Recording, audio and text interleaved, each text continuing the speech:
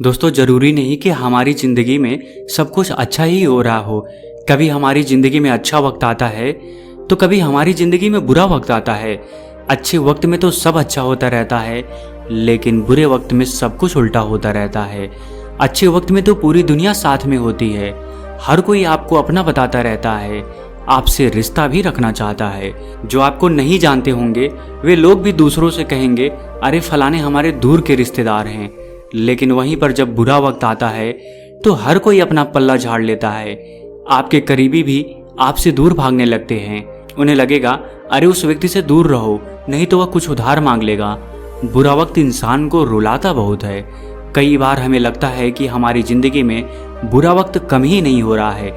इसके चलते हमें यह लगता है कि हमारी जिंदगी ऐसे ही कट जाने वाली है और हमारी जिंदगी में कभी अच्छा वक्त नहीं आएगा।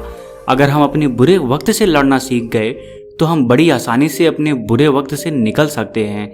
आज की इस वीडियो में हम अपने बुरे वक्त से निकलने के तरीकों के बारे में ही बात करने वाले हैं, तो दोस्तों अंत तक जरूर बने रहिएगा। दोस्तों, आप सबका इतना प्यार बनाए रखने के लिए तहे दिल से आप सभी का शुक्रिया। चलते हैं कहानी की तरफ। कहानी के माध्यम से जानने का प्रयास करते हैं। एक समय की बात है, एक राजा था।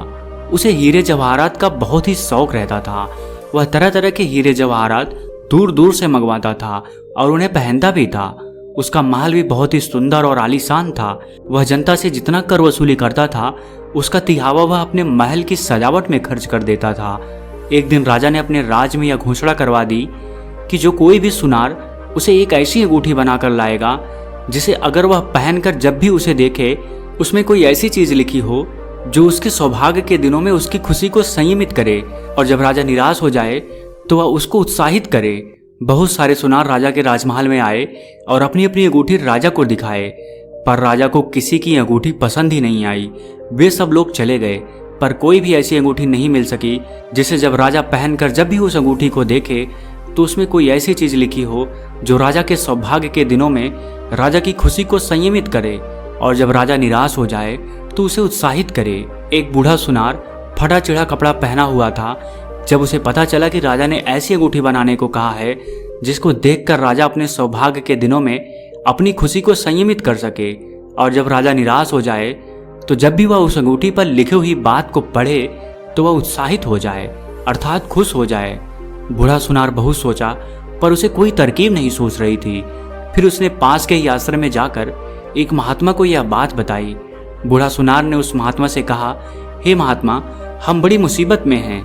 राजा ने आदेश दिया है कि जो कोई भी उसके लिए एक ऐसी अंगूठी बनाकर लाएगा जिसे अगर राजा अपने मुसीबत के दिनों में जब भी उस अंगूठी पर लिखी हुई बात को पढ़े तो वह खुश हो जाए, और जब राजा अपने अच्छे समय में अर्थात जब राजा बहुत खुश हो तो जब वह उस अंगूठी पर लिखी हुई बात को पढ़े तो अपनी खुशी को नियंत्रित कर सके, क्योंकि अधिक खुशी कभी कभी घातक सिद्ध हो सकती है।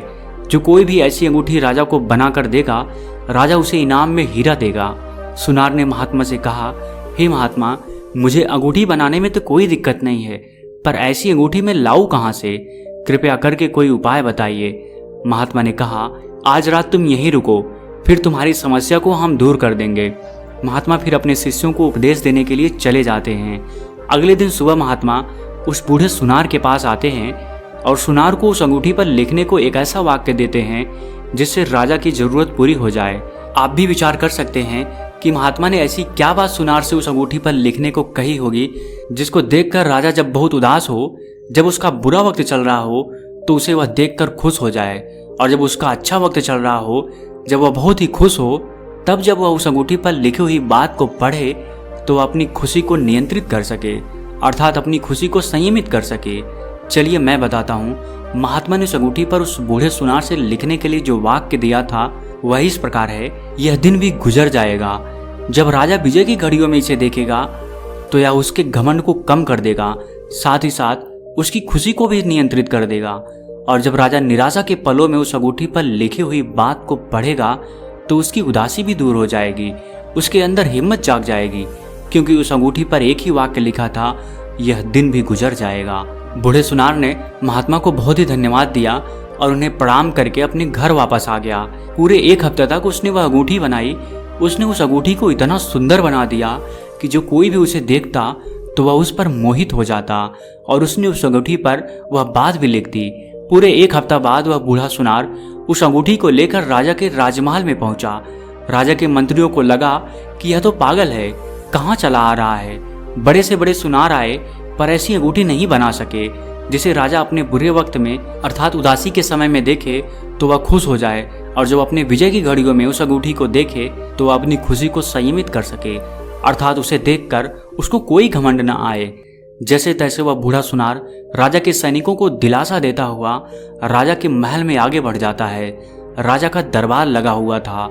जब वह बूढ़ा सुनार दरबार में पहुंचता है तो उसने राजा से कहा कि हे राजन, मैं आपके लिए वह अंगूठी बना लिया हूँ। तो सभी दरबारी उसकी बात पर हंसने लगे।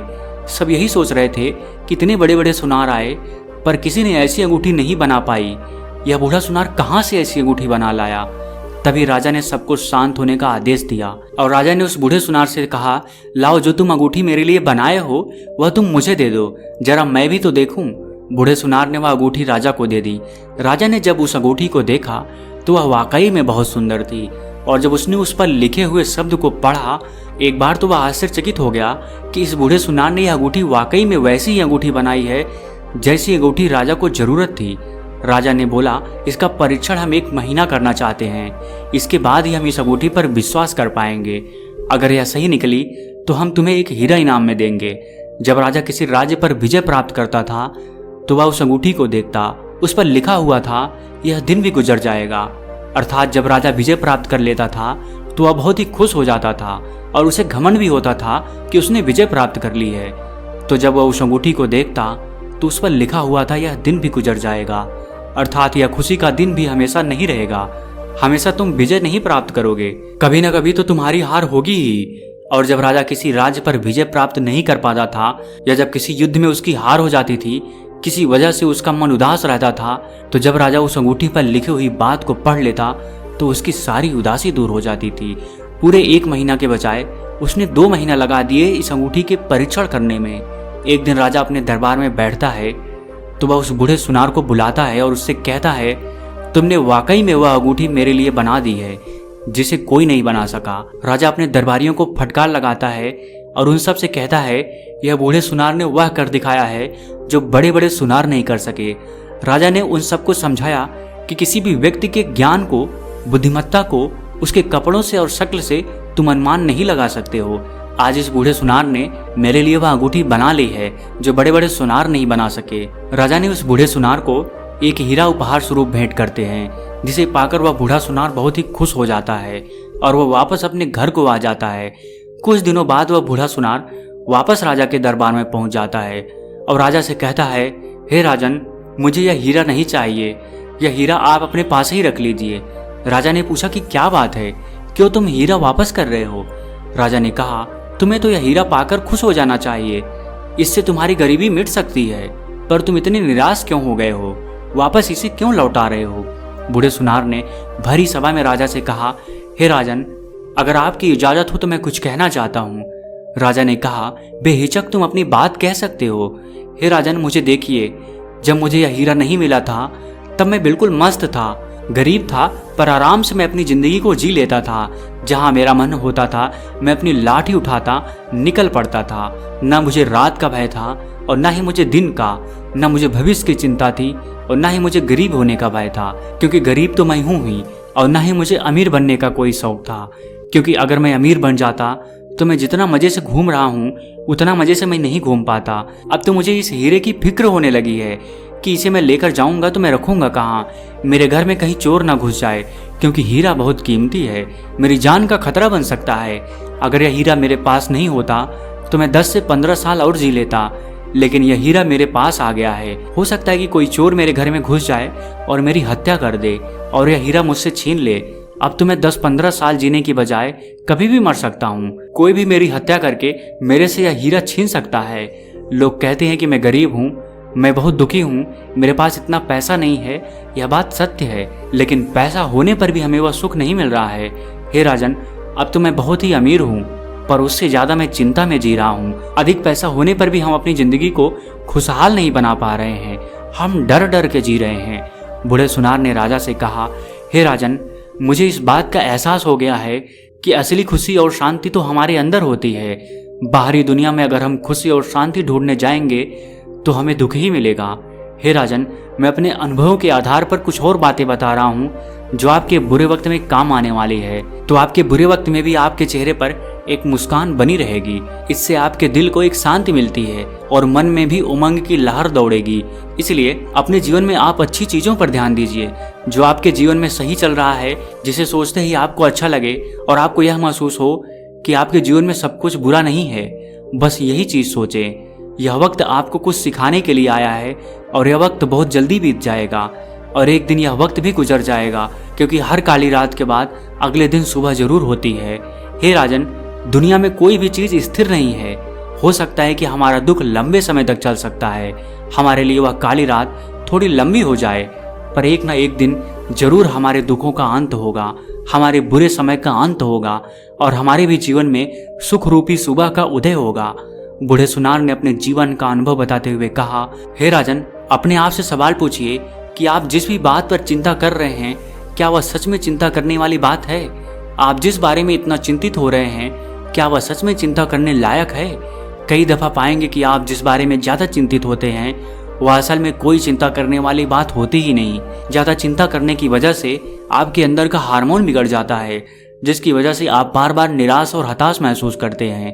हे राजन, मुझे देखिए, जब मुझे यह हीरा नहीं मिला था तब मैं बिल्कुल मस्त था, गरीब था, पर आराम से अपनी जिंदगी जी लेता था। मैं निश्चिंत होकर सोता था। जहां मेरा जाने का मन होता मैं अपनी लाठी उठाता और वहां निकल पड़ता था। पर हीरा मिलने के बाद मैं चिंता में डूब गया था। हर पल मैं डर में जीने लगा था। बूढ़े सुनार ने आगे कहा, हे राजन, अगर आप चाहते हैं कि हमारी जिंदगी में बुरा वक्त ना आए तो लोगों से बहुत ज्यादा उम्मीदें मत रखना, क्योंकि उम्मीद ही दुखों की शुरुआत होती है। उम्मीद ही दुखों को जन्म देती है।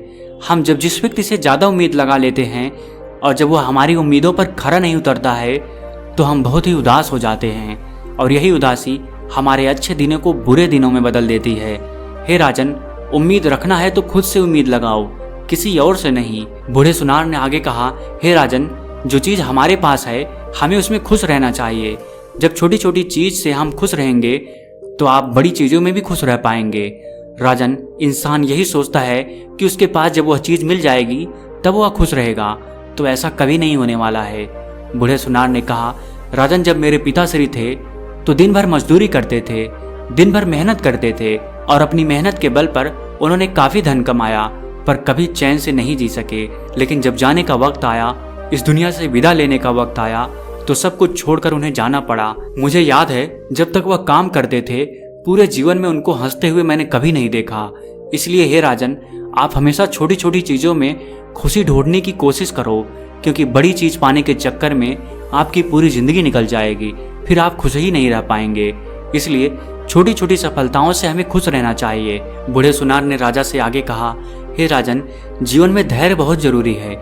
जिस भी व्यक्ति के जीवन में धैर्य नहीं है वह कभी भी अपने बुरे वक्त से नहीं लड़ सकता है। इसलिए आपको अगर अपने बुरे वक्त से लड़ना है तो आप अपने अंदर धैर्य पैदा करिए। फिर बूढ़े सुनार ने अपने जीवन का अनुभव बताते हुए कहा, हे राजन, लोग तारीफ करें और आप खुश हो जाएं, मतलब आपकी सुख और दुख की चाबी लोगों के हाथों में है।